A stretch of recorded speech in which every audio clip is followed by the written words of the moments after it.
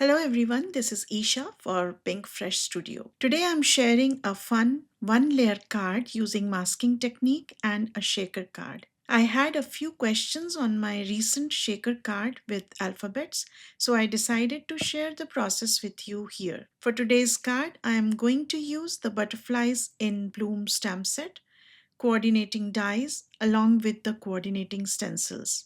I'm also using the largest of the blanket stitched rectangle die. For the sentiment, sending you strength, I'm using the magnificent Magnolia stamp and dies.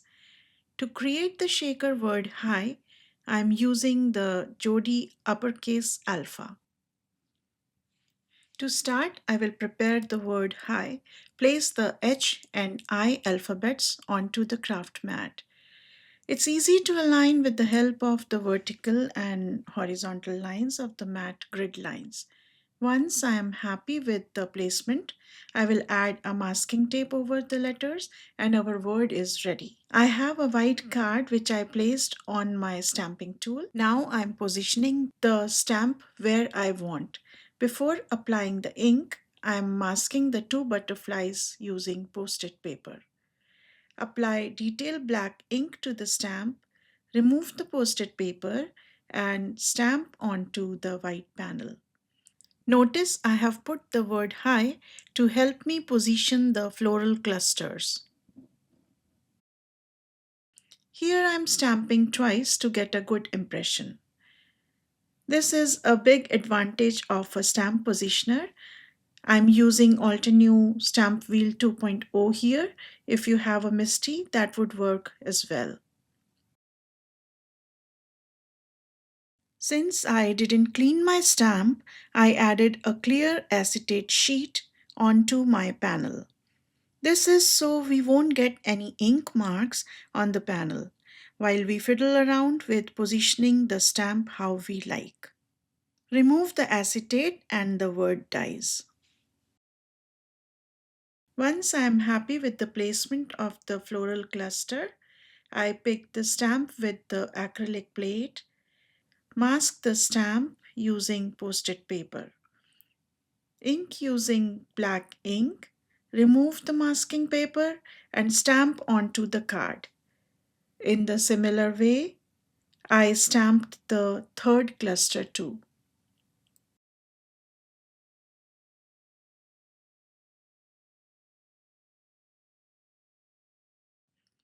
Now I am using the stencil number 1 onto the image. Mask the areas we don't want to ink using post-it paper. Now I am applying sparkling rose ink using the big 1-inch blending brush. I'm keeping this as a base color. The 1-inch brushes are good for the larger areas for a smooth blending result. I'm peeking in between just to see how much color I got on the flower. Next, I'm adding depth using Raspberry Bliss ink. Here I'm using the 1/2-inch blending brush. Always tap the brush to the side so we can remove the excess ink out from the brush. This is a good way to get a smoother blend. Finally, I am adding some passion fruit ink. This is to reduce slight brightness of the Raspberry Bliss ink. This is how we see various shades in nature too.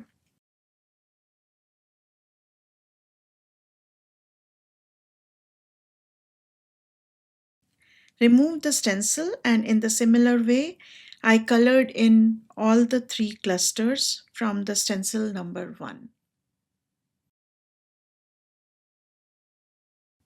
There is a lot of ink on my stencil where I tapped the brush, so I'm using the same ink from the stencil itself.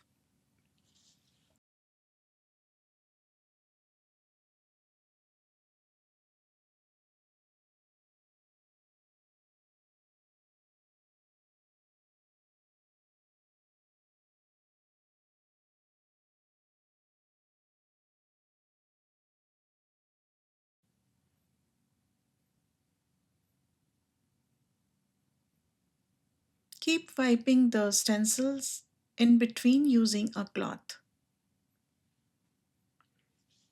For the stencil number 2, I am applying sparkling rose as the base color, and then using half-inch brush I am applying passion fruit ink to add some shadows. Keep wiping the stencil in between to avoid mixing of colors too much.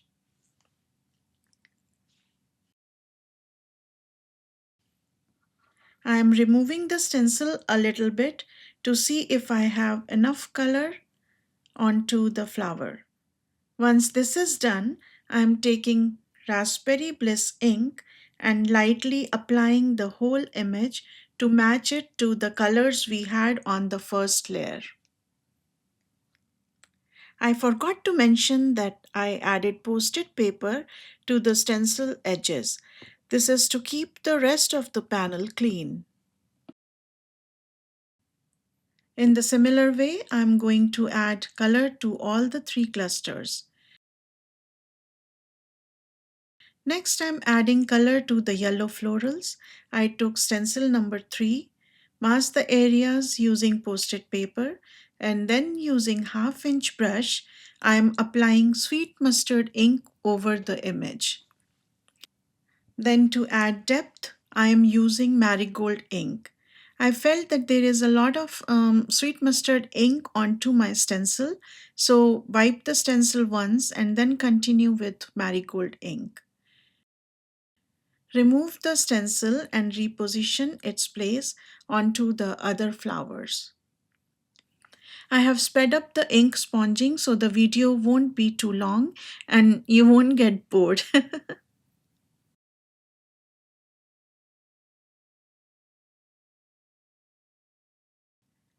Next, we will be coloring our leaves. For that, I am using stencil number 4.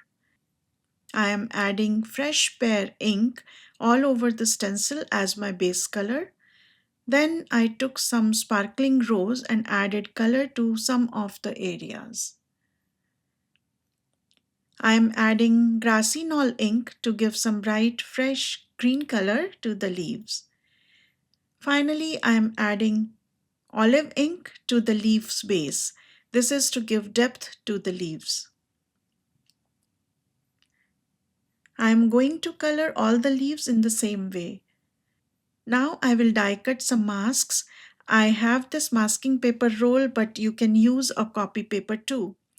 Apply a bit of temporary adhesive and mask over the 3 floral clusters.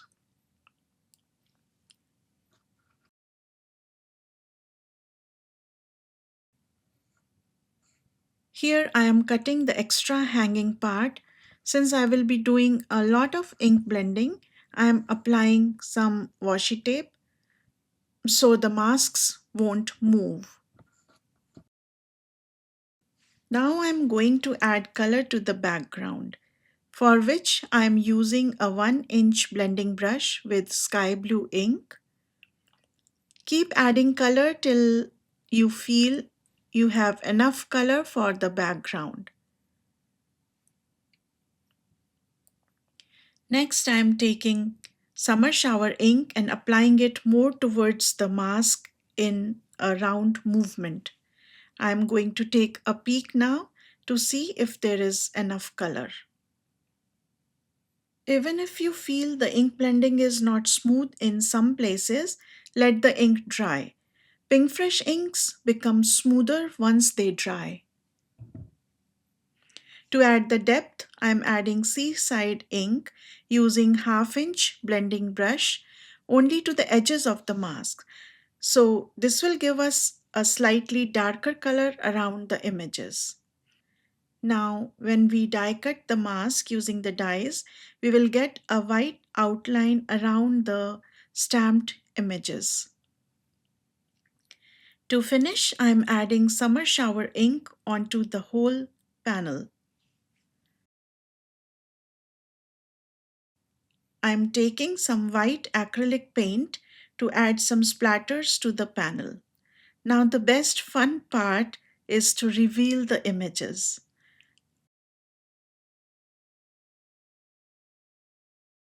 I am removing the masks to see the beautiful white outlined image.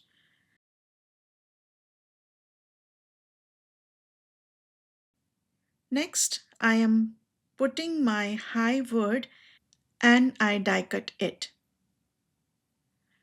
At this stage, I decided to add texture to the card panel by using the blanket stitched rectangle die.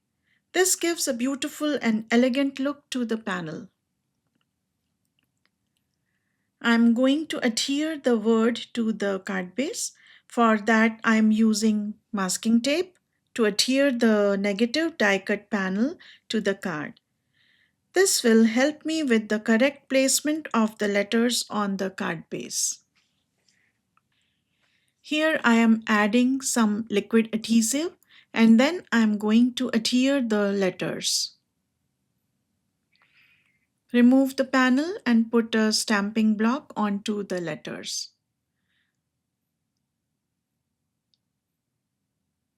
Meanwhile, we will work on our shaker panel. For that, turn the panel and here I am adhering double-sided tape around the letters.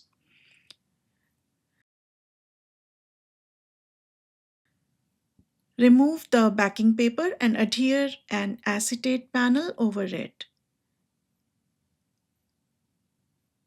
Here I am showing you that this would look nice even without the shaker element. Simply apply 3D foam to the negative panel and adhere to the card base. Back to the shaker. I added 3D foam strips all around the letters. Now, make sure there are no spaces between the 3D foam. The glitter will come out and we don't want it everywhere.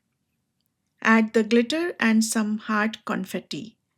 Here is my oops moment. I dropped a lot of confetti out of the tube. Never mind. I am removing the extra bits.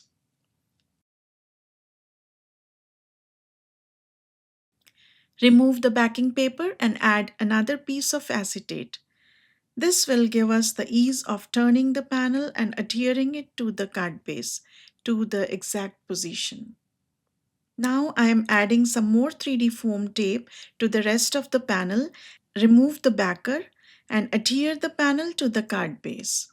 Here I am going to stamp the sentiment onto a black piece of cardstock. Now I am brushing this with anti-static powder tool to avoid embossing powder to stick everywhere. I am applying Wow Clear Embossing ink to the sentiment and stamp to the paper. Next I am going to sprinkle white embossing powder over it. Tap a little bit to remove the excess embossing powder. Heat set it using the heat tool. I die cut the sentiment using the coordinating die. I am going to adhere the sentiment to the card by using 3D foam tape, and to make sure the sentiment is straight, I am using a T-ruler. This finishes my card for today. I have linked all the products in the description box in the YouTube. Thank you for being there with me. I hope you enjoyed this project. If you did, please give me a thumbs up and make sure to subscribe to this channel and turn on the notification so to not miss any videos or tutorials. Thanks again and until next time, bye bye.